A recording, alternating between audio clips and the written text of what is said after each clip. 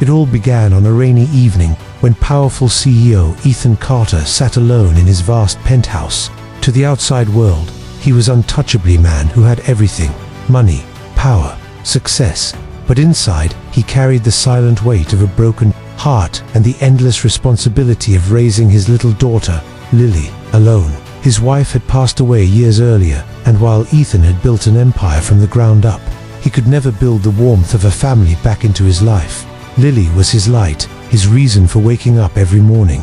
But even she noticed that loneliness in her father's eyes, and when she found out that her school was hosting a family night where children could bring both parents or at least a couple, Lily's little heart ached. She didn't want her father to stand out, to look like the only man there alone. That's when fate moved in quietly, through someone Ethan barely noticed until then: Maria, the young maid who worked tirelessly in his home. She had been with them for months, humble and kind, always putting others before herself. She kept the house spotless, but she also had a way of bringing warmth into cold spaces, smiling at Lily's jokes, listening to her stories, and leaving small notes of encouragement in her lunchbox.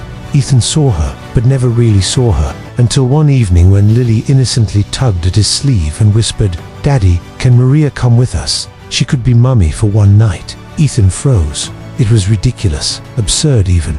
But Lily's hopeful eyes broke down his walls, and so, reluctantly, awkwardly, he asked Maria, "Would you pretend, just for one evening, to be my girlfriend?"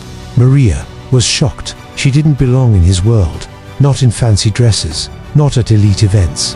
But when she saw Lily's little face light up at the thought, she couldn't say no. And that simple yes changed everything. The night of the event, Maria stepped out of her modest room, wearing a borrowed gown that Lily had secretly found in Ethan's late wife's closet. It wasn't flashy, but on her, it looked breathtaking. Ethan was stunned, not because she looked like a model, but because for the first time he noticed the gentle strength in her, the way she carried herself, the kindness in her eyes. She wasn't pretending to belong. She just did. At the event, Ethan's business associates watched in surprise. The cold, untouchable CEO was smiling, laughing, even holding someone's hand. Maria played the part with grace, not overdoing it, simply being herself.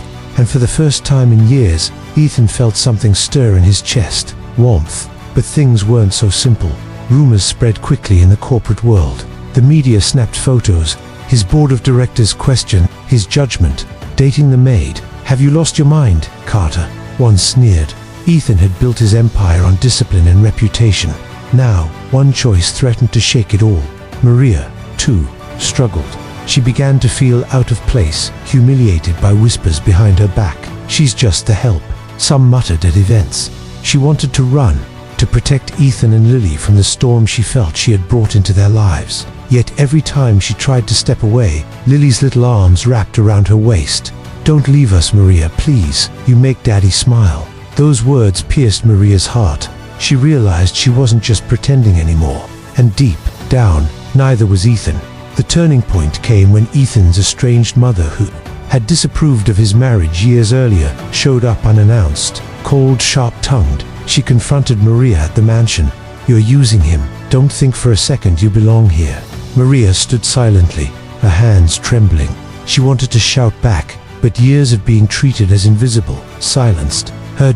Ethan overheard, and for the first time in his life, he didn't stay silent. "Mother," he said firmly, his voice shaking with both pain and conviction, "Maria has given me something you never could: kindness without conditions, love without judgment. She belongs here more than anyone else." It was in that moment Maria realized Ethan wasn't asking her to pretend anymore. The journey wasn't easy. Ethan faced backlash in business. Maria faced insecurity about her worth, and yet they grew stronger together. Maria encouraged Ethan to open up, to stop hiding behind work. Ethan helped Maria see her own value, that she was more than her circumstances, more than her job. One evening, sitting under the soft glow of the living room lights, Ethan finally looked into Maria's eyes and whispered, "At first, I thought I was asking you to do me a favor, but the truth is, you saved me, you saved us." And just like that, walls that had been built over years of pain crumbled.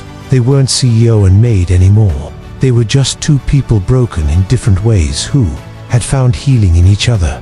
The story didn't end like a fairy tale. with fireworks and perfect endings. Instead, it grew into something more real. Ethan learned that success isn't measured by wealth, but by the love you give and receive.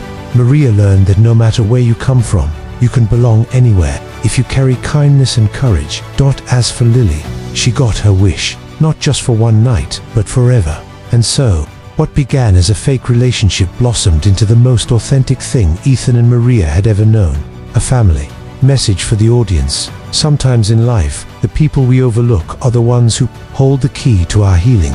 Love doesn't always arrive in grand gestures. It often comes quietly, disguised in small acts of kindness, waiting for us to open our hearts. No matter who you are or where you come from, you are worthy of love, respect, and a place to belong.